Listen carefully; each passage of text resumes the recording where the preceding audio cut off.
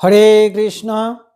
কৃষ্ণনগর ঘূর্ণি গাঙ্গুলিপাড়ায় অবস্থিত শ্রীগোপাল মন্দিরে আজ আমরা শ্রীমদ্ ভাগবত গীতা গ্রন্থ আস্বাদন করছি। আমরা আস্বাদন করছি শ্রীমদ্ ভাগবত গীতার চতুর্থ অধ্যায় জ্ঞান যোগ, শ্লোক সংখ্যা 38। ওম অখণ্ডমণ্ডলাকারং ব্যাপ্তং যেন চরাচরং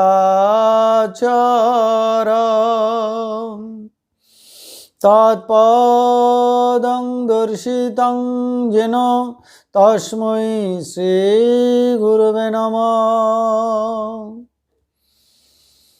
ওম নমো ব্রহ্মণ্যদেবায় গো ব্রাহ্মণহিতায় চ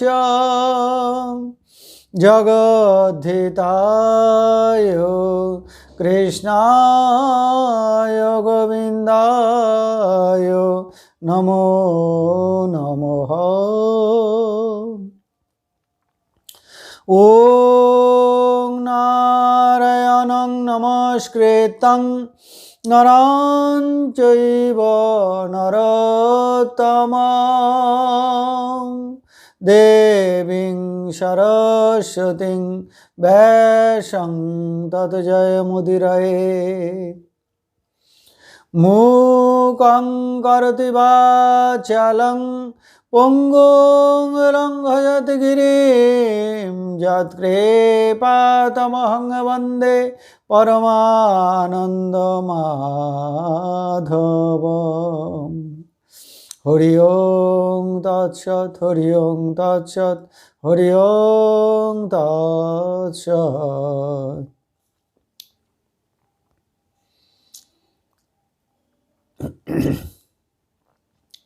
কৃষ্ণনগর ঘূর্ণি গাঙ্গুলিপাড়ায় অবস্থিত শ্রীগোপাল মন্দিরে আজ আমরা শ্রীমদ্ ভাগবত গীতা গ্রন্থ আস্বাদন করছি।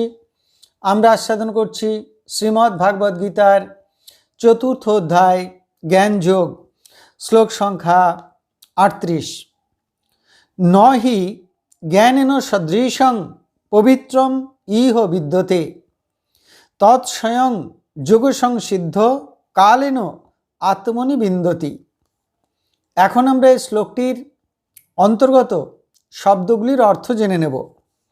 ইহ এই লোকে, জ্ঞানন সদৃশং জ্ঞানের মতো, পবিত্রং নহি বিদ্যতে পবিত্র আর কিছু নেই, তৎ তা সেই জ্ঞান, যোগসংসিদ্ধ যোগসিদ্ধ ব্যক্তি, কালেন কালক্রমে, আত্মনি স্বয়ং বিন্দতি স্বয়ংই আত্মায় লাভ করেন। তাহলে এই শ্লোকটির বঙ্গানুবাদ কি দাঁড়ালো?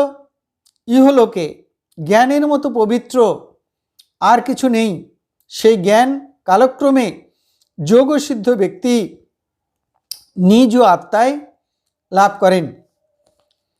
এখন আমরা এই শ্লোকটির অন্তর্নিহিত ভাব আস্বাদন করব।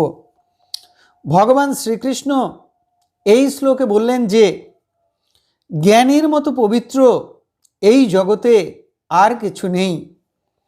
যজ্ঞ, দান, ব্রত সকল কিছু অপেক্ষা জ্ঞান পবিত্র, কারণ যজ্ঞ, দান এবং তপস্যার ফল হিসাবে এই জ্ঞান লাভ হয়। এই আত্মজ্ঞান ব্রহ্মজ্ঞান লাভ হলে মানুষের সকল অজ্ঞান অবিদ্যা নাশ হয়। আমরা যে জড়দেহ নই, বিকারশীল দেহ নই, আমরা যে আত্মা, আর আত্মার কোনো ক্ষুধা নেই, তৃষ্ণা নেই, জরা নেই, ব্যাধি নেই, জন্ম নেই, মৃত্যু নেই। আত্মা যে অক্ষয়, অব্যয়, চিরন্তন, শাশ্বত, সত্য, এই বোধ উপলব্ধ হয়। আমার সংসার, আমার ছেলে, আমার মেয়ে, এই বোধ লুপ্ত হয়। সকলই ব্রহ্ম, এই সত্য উপলব্ধ হয়। তখন আত্মা এবং পরমাত্মাকে অভিন্ন মনে হয়। সর্বময়, সর্বভূতে, সর্ববস্তুতে সেই পরমাত্মার উপস্থিতি অনুভূত হয়। মানুষ সকল জড়জাগতিক বন্ধন মুক্ত হয়, মোক্ষ লাভ করে। তাই ভগবান বললেন যে জ্ঞানের মতো পবিত্র বস্তু আর কিছু নেই। নহি জ্ঞানেন সদৃশং পবিত্রম ইহ বিদ্যতে। ভগবান এবারে বললেন যে সেই জ্ঞান স্বয়ংই যোগ সিদ্ধ পুরুষ যথাসময়ে আত্মাতে লাভ করেন বা উপলব্ধি করেন বা অনুভব করেন। অর্থাৎ বাইরে থেকে এই জ্ঞান আত্মাতে আসে না। এই জ্ঞান স্বতঃসিদ্ধ, আত্মার নিজস্ব ধর্ম।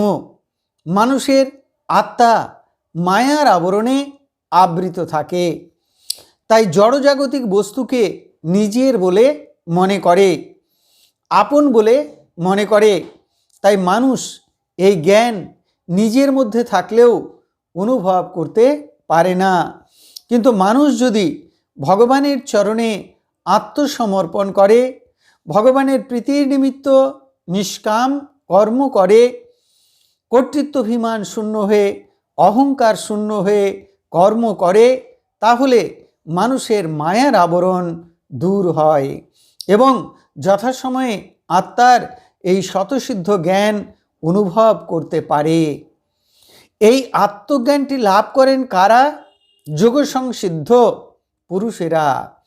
এই যোগসংসিদ্ধ বলতে নিষ্কাম কর্মযোগী, নিষ্কাম ভক্তিযোগীদের যেমন বোঝায়, তেমনি যারা পরমাত্মাকে জানবার জন্য যোগ, ধ্যান, প্রাণায়াম, ধারণা, সমাধি অভ্যাস করেন তাদেরও বোঝায়।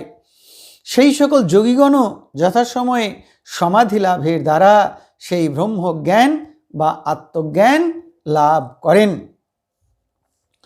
এই আত্মজ্ঞান লাভ কখন হয়?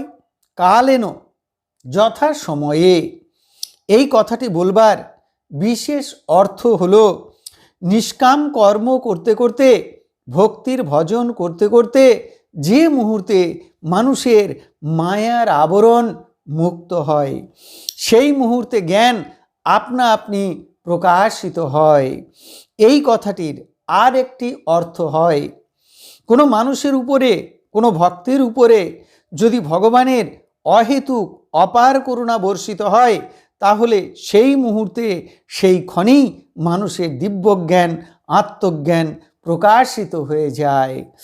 সেই ক্ষণ, সেই মুহূর্তের জন্য ভাগ্যবান মানুষকে ভগবানের কৃপার অভিলাষী হয়ে হৃদয় দুয়ার খুলে উন্মুখী হয়ে থাকতে হয়।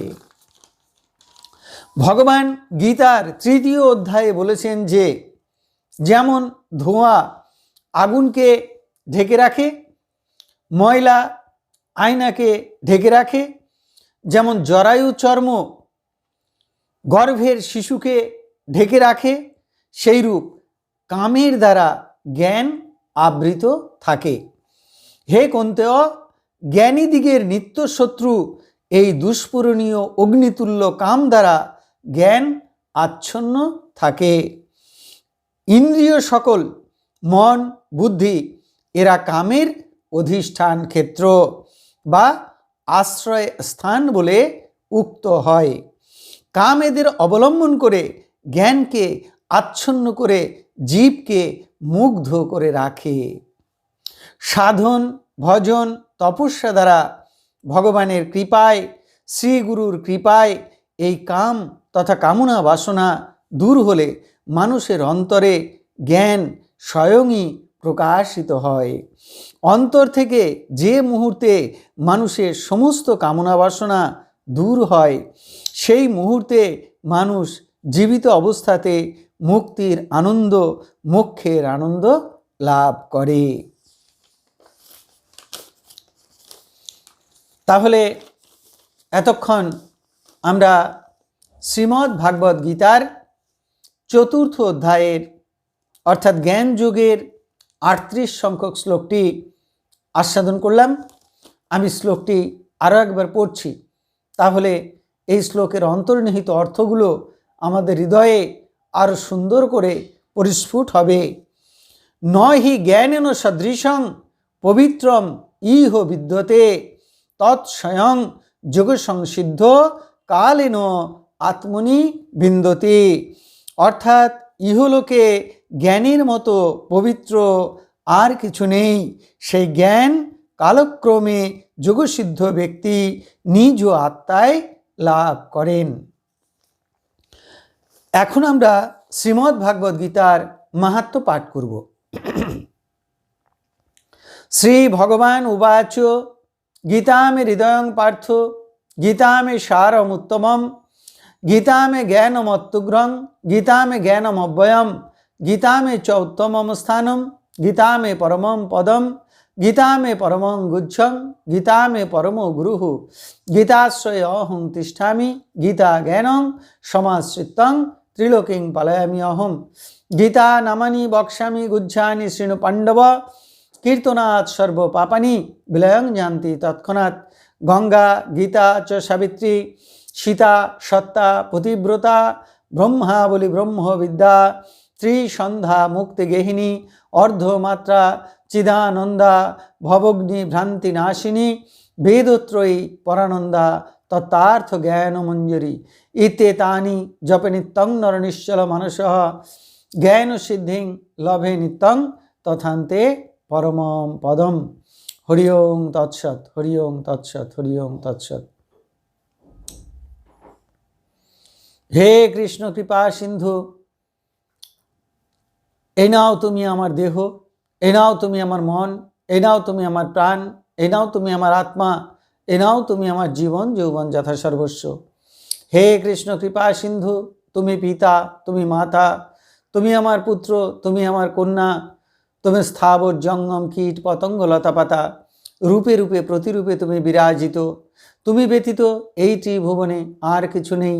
হে কৃষ্ণ কৃপা সিন্ধু, তোমার আতুল চরণে শুদ্ধা ভক্তি দাও, ব্রহ্ম জ্ঞান দাও, সকলের কল্যাণ করো, সকলের মঙ্গল করো। আপনারা সকলে সুস্থ থাকুন, ভালো থাকুন, আনন্দে থাকুন। হরে কৃষ্ণ।